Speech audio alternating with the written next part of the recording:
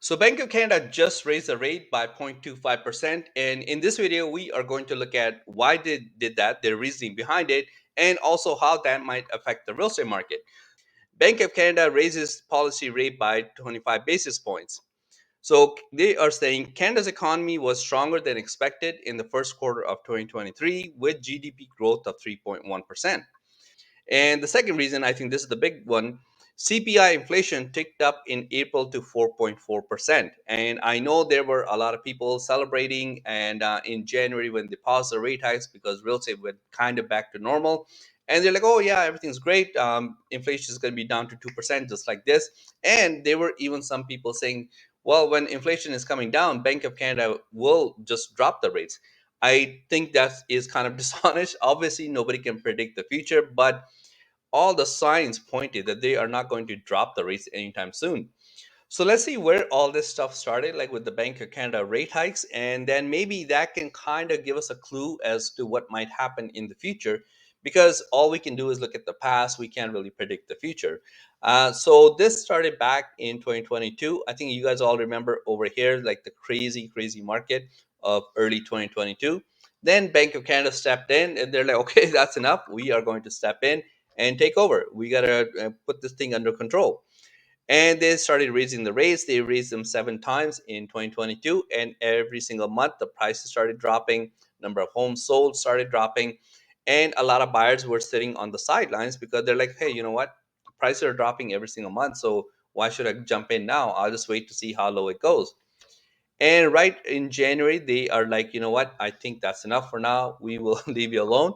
So they said we are going to pause the rate hikes and see how this stuff plays out. Like all these rate hikes, we're going to see how that plays out. So a lot of people took that as a signal saying that, hey, you know what? If the rates are not going up, prices are not coming down. So maybe this is the bottom. So I should jump back in. And a lot of agents were saying this is the bottom. And that is why you saw a certain rush into the market. Some of it was FOMO, and some of it actually people needed to buy because they had been waiting all this time. So family situation required them to buy. But some of it, it was FOMO. And a lot of people jump back in, and that is what caused the prices to rise and the number of sales to rise. You can see here it has been on a sharp incline, pretty much like what we were seeing last year. We're not at that level yet. I don't know if we're going to get there now with the rate hike, but same with prices. Since January, every single month the prices had been going up. Now, the only bit of hope buyers have had in the last 3, 4 months, I would say, is in the month of May, new listings finally started to show up, on the MLS, which should create less panic in the market. Because if there's one listing, 20 buyers, obviously there is panic and people go crazy and do bidding wars. If there are 4 listings and 20 buyers, less panic.